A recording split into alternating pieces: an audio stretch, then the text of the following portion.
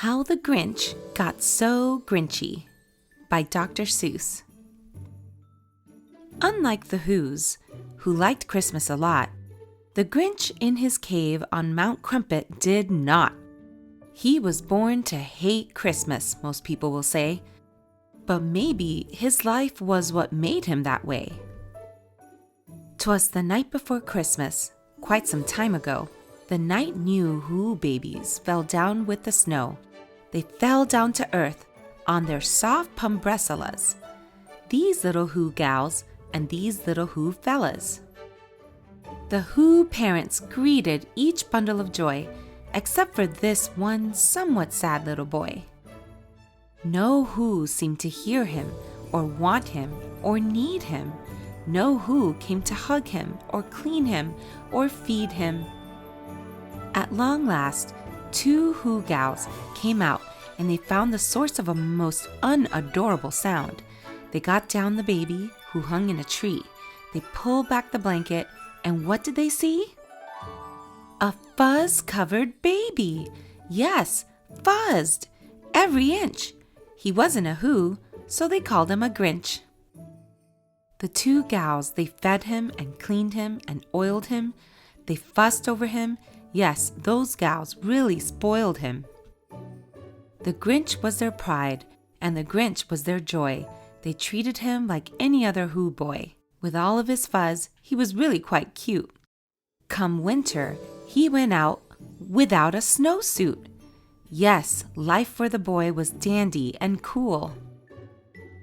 Until the first day of his life at Who school, the students, they stared, and they teased him as well. They made fun of his fangs and his funky Grinch smell. The teacher, Miss Roo-Hoo, whose job was to teach him, was not very good, but she still tried to reach him. She drummed in the lesson that every Who knows, from the ends of their hairs to the tips of their toes. Put Christmas ahead of all other Who days. Make Christmas your mission in millions of ways. Deck every hall and shop till you drop. Jingle those bells and don't you dare stop. Is it all really worth it? The Grinch had to mutter, and then something happened to make his heart flutter. Young Martha May Whovier was staring and winking. Could she really like me? The Grinch started thinking. Whobilations tomorrow, Miss Roo-Hoo told the gang as she slammed the book shut and the Who school bell rang. Bring in a present for a special some Who. Go out and shop. Show what you can do.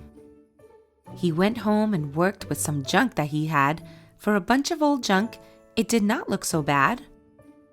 This angel will sit on the top of her tree. Whenever she sees it, she will think of me. He found an old razor inside an old sack. He started to scrape and he started to hack. So bad was the job that he did on his face, the next day he hid from the whole human race.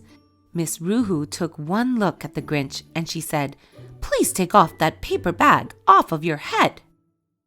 Now August May Who would one day be mayor, liked Martha May too, and he did not play fair. This guy must be under some kind of curse.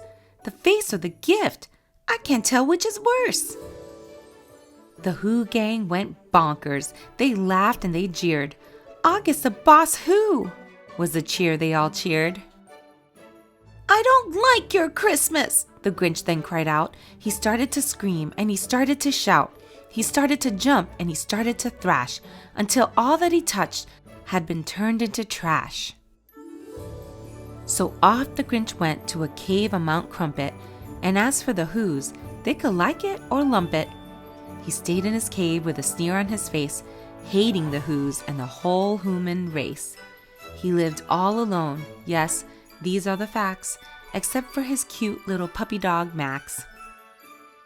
So, whenever the meaning of Christmas gets hazy and the seasonal crunch makes you go a bit crazy, just think of the Grinch in his cave far away.